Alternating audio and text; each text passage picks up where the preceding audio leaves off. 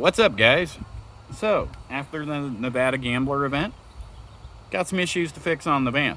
We have a issue with the driver's side window regulator, completely toast. Goes down a quarter of the way now. Makes going through drive-throughs fun, don't it?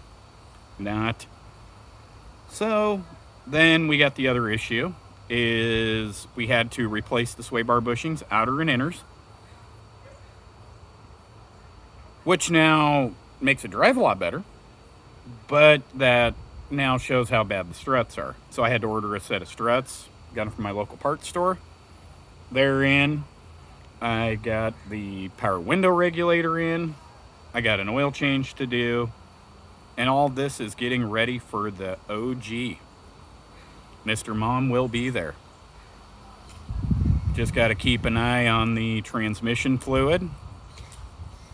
Hey, I've put 13,000 miles on it, still going. After it gets back from OG, I'm going to try to get a replacement transmission for it because we're going to keep this thing going. It's actually fun to drive. AC works, good stereo, CB, gets about 18 miles to the gallon, and it's a comfortable to drive, on and off-road. So, like always, I'll take a video with what I do. Just thought I'd give you guys an update.